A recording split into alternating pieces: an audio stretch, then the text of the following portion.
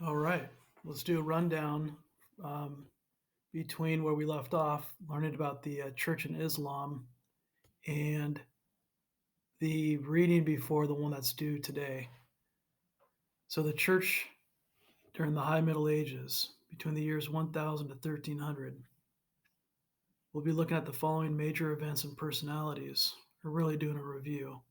One, a new world in the making, cities and powerful kings. Two, church institutions flourish. Three, church reform and culture. Four, schism and the Crusades. Five, heresy and Inquisition. And six, on a hopeful note, the Mendicant Orders. So, first, cities and powerful kings. So, cities start to develop at this time in Christendom. Monasteries help the West through cultural slowdown with a sense of order and tradition, and monks develop innovative farming practices such as draining of swamps, crop rotation, and because of these things, we see a correlation with like lessens malaria. So population will grow due to improved quality of life. City bound. Overpopulation sees people founding towns near castles for safety, of course. Guilds will be established for job protection. So you have kind of a middle class created of artisans, and the church will support them due to need for professional artisans to work on cathedrals. Also, at this time, you'll see a banking system developing due to extra money. However, uh, the sin of usury is always a concern for Christians because um, taking the gospel very literally, we are to give when our neighbor asks. And Christians can be bankers for most of the history up to this point. Therefore, you see Jews become bankers. And when you see economic downturns and Christians are impoverished, they oftentimes lashed out at Jews who were bankers who had money, and real nasty anti Semitism pops its ugly head up during economic depressions. Kings and nations on the rise. Power becomes more centralized and stabilized in the hands of kings after the year 1000, such as in England with William, France, Philip Augustus, in Germany, Otto the First, and beyond, will be known as the protectors of the papacy. Two, church institutions flourish, asserts power and influence. Pope Gregory VII, in the year 1073, main goal was to free the church from secular control. It was part of a movement at Cluny, the famous monastery in France, where the abbot was appointed by the Pope, not the king. And this showed that the clergy was independent of civil powers, but it caused a firestorm. And what that firestorm was known as is the lay investiture issue. Really, many historians argue it's the beginnings of what we know as separation of church and state. High ranking civil authorities appoint bishops and abbots. They invested them with power in return for loyalty. Pope Gregory wanted to end this, so it became a real battle royale between the king and the pope. Henry IV, Emperor of Germany, refused to obey it. Gregory, in return, excommunicated him due to the decisions of the Council of Worms in January 1076. Henry fights back and fails, ending up losing the lay nobility. So Henry cries out, "Take me back, please." He does penance by standing barefoot outside the gates for 3 days.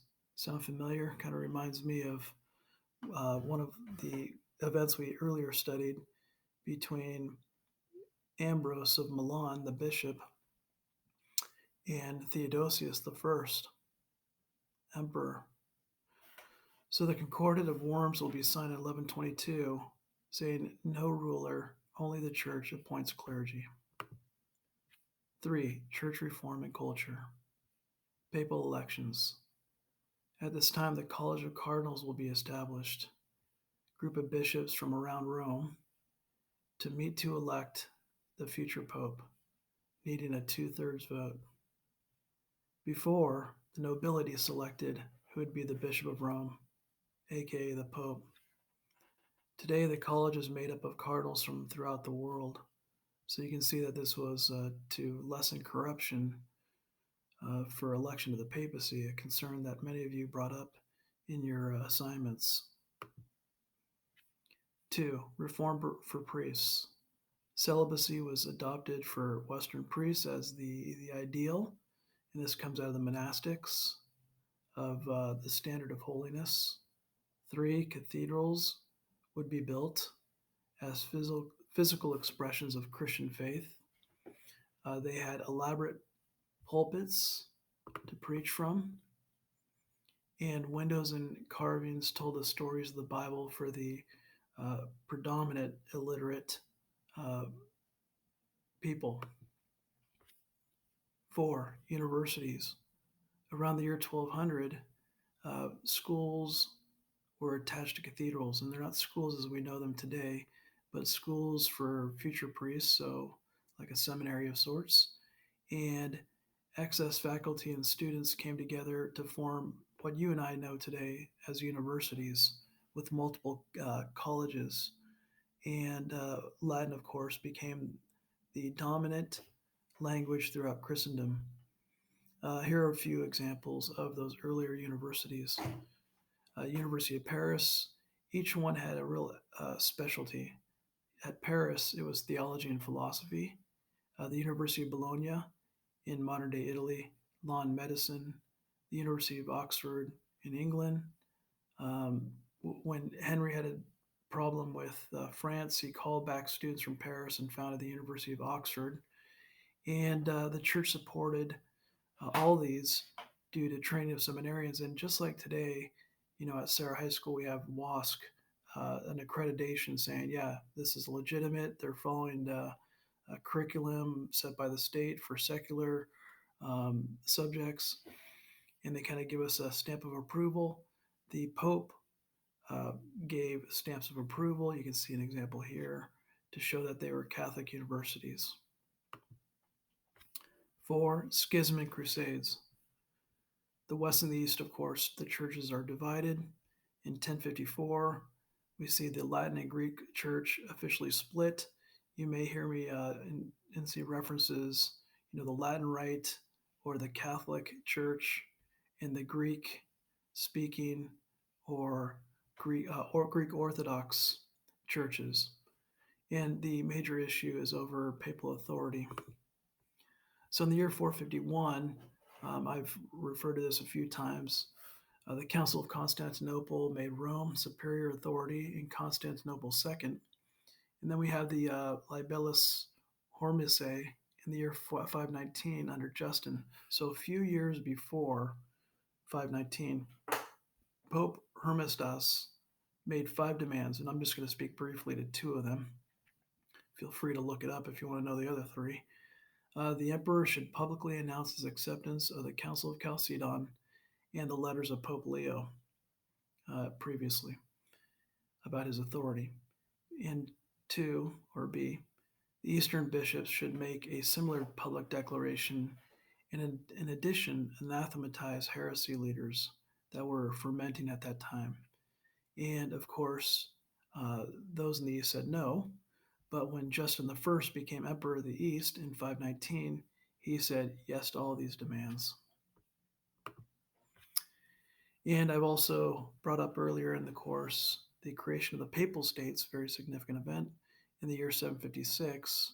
I did this in reference, if you recall, the donation of Constantine, the donation of Pepin, and to Pope Leo IX tries to settle these disputes that are always kind of lingering in some capacity between the church in the East and the church in the West.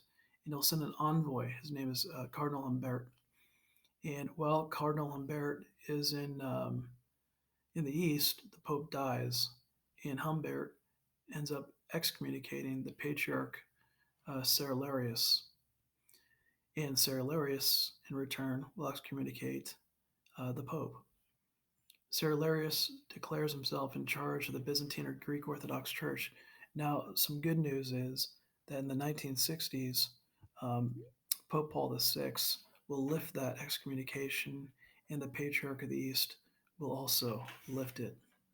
So I think good times, a very hopeful example of where we may be headed as brothers and sisters in Christ. B. The Crusades. 1. Byzantine Emperor asked Pope Urban II for help against Turkish Muslims.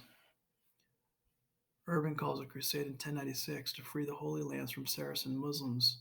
So if you might be unaware, in 638, Jerusalem falls to the Muslims.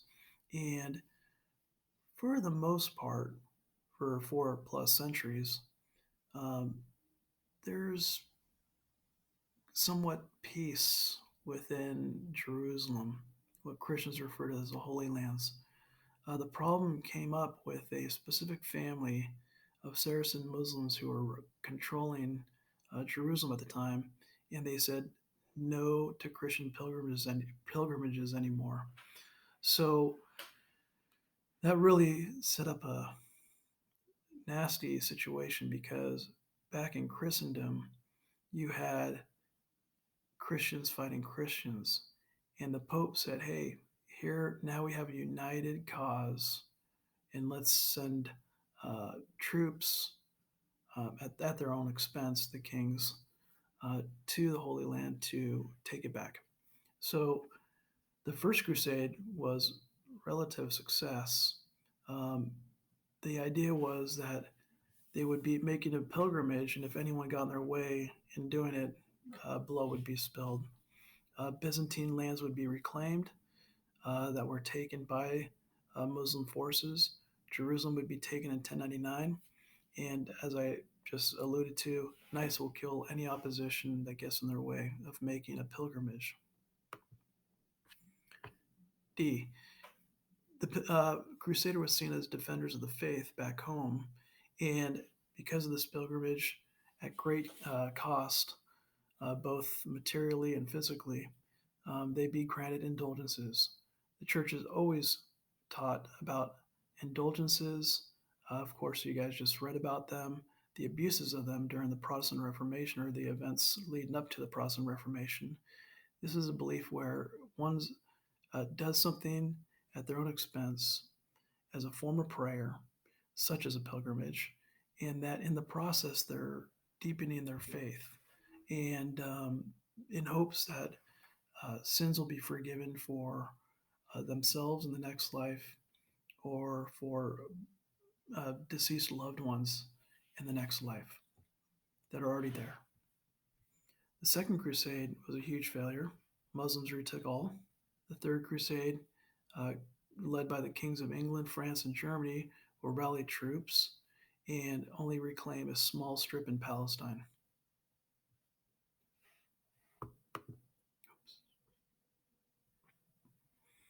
The Fourth Crusade, major crusade, in the year 1204, infamously going to Constantinople, and they attack the people they're trying to help in the siege.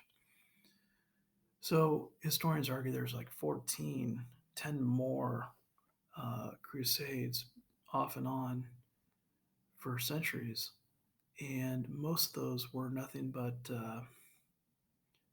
brawls, rape, pillage by criminals, uh, not intent on making a pilgrimage. So a good number of you guys rightfully bring up, issues of violence in the guise under the guise of fighting for Christ. Real quick side note, I think you might find interesting. Going back to St. Augustine of Hippo, one of my fave five, he came up with a just war theory, saying basically, when is it okay for a Christian to go to war? And important to note, Augustine was arguing a Christian to go to war against another Christian. And its application will be used in a more general sense over the centuries because there's no universal law at this point in history. There's no United Nations. And this is really the closest that we in the West get to a common understanding of the moral permissibility of warfare. And St. Thomas Aquinas will add a few down the road because of just the nature of warfare. Will change between Augustine's time and Aquinas' time. What were these criteria? That one, there must be a just cause, only if to confront a real and certain danger. Two, it must be called by a competent authority, someone charged with the common good.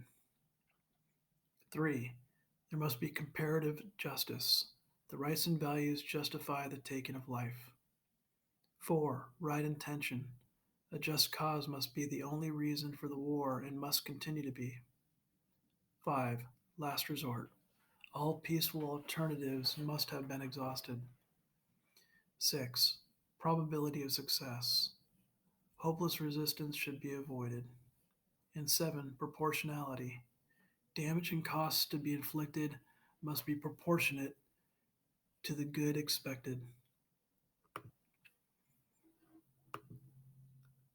All right, five, heresy and inquisition. Heresies don't go away. And interestingly enough, one of the major heresies that will pop up will be um, not in once Christian lands, but in the heart of Christendom in southern France, known as the Alba Jensen heresy. The Albigensians, named after the town that developed in Albi, they saw all material things, including the human body, as bad. So resonates with the Gnostics, right? And there was a strict minority among them who called themselves the perfect ones. They're the leaders. So why did this heresy develop? The clergy was neglecting to live in the gospel. So a cause and effect. They look around, they're Christian, Catholic Christians, and they see their own leaders, spiritual leaders, neglecting to live in the gospel. B, renewed zeal for poverty, simplicity, and self denial. Albigensians were the extreme of this movement. They saw marriage as evil. Suicide was seen as legitimate escape to life and its evil. So, why does the church condemn these guys? The church confronts. The Albis denied the goodness of creation and sacredness of human life. Pope Innocent III uses reason rather than force to combat. He sends a representative to speak to the Albis, and he's assassinated. So a military crusade will not crush. Why is this? Because, of course, you can't know who friend and foe is. So what should be done? This is when we see the creation of the Inquisition. Inquisition simply means, at its root base, inquiry, ask questions. So, one, Pope Gregory IX inherits the problem and begins the Papal Inquisition. It dealt with disruptions in uniform religious error and treason. Civil authorities are in charge until 1150, and there will be torturing, burning, hanging. Bishops take over own inquiries, turn over the guilty to civil leaders because the church doesn't have the authority to put people to death. The civil authorities do. Experts say anywhere between 30,000 and 300,000, typo, were killed over 3 centuries, most by the state.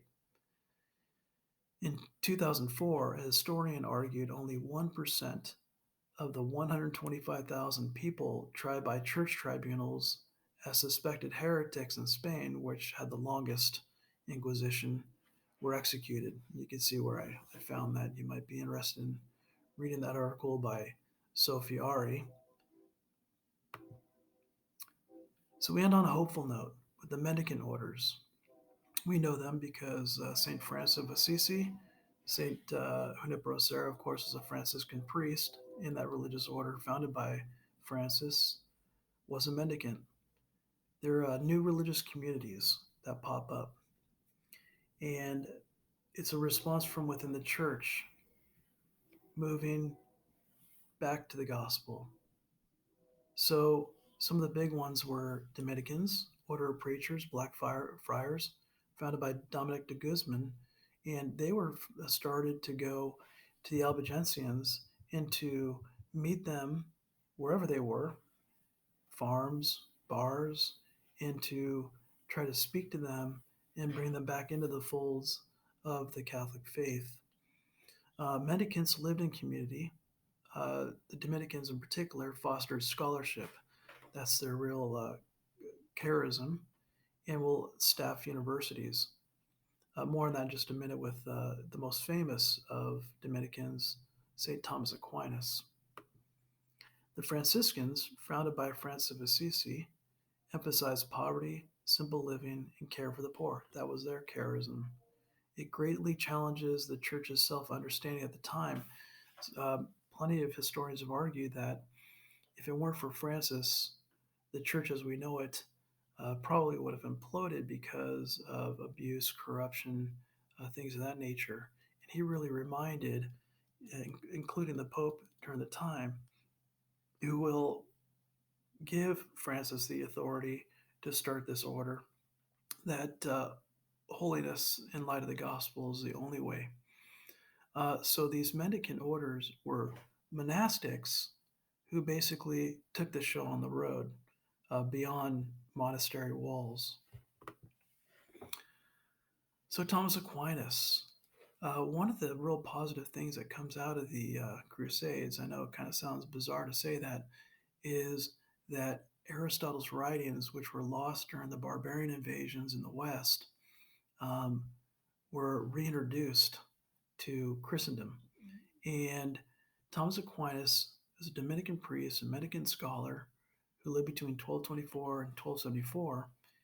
He showed that God's revelation is not contrary to human reason, that we can know some of God's truths by using our minds. And I know this threw some of you guys for a loop because, hey, faith is faith and we can't know God. But Aquinas actually says, no, we can. We can using human reason. And it looked like plenty of you guys found that very interesting and thought provoking. And I also had you learn a little bit about St. Bonaventure, who was a Franciscan and a great academic and scholar and philosopher and theologian. And Thomas will basically say, from the head, we can know God to get to the heart, whereas Bonaventure is really a reversal to simplify his work.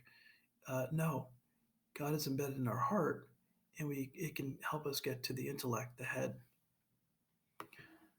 So I hope that really helped you guys out, kind of see the big picture of what we're trying to do here.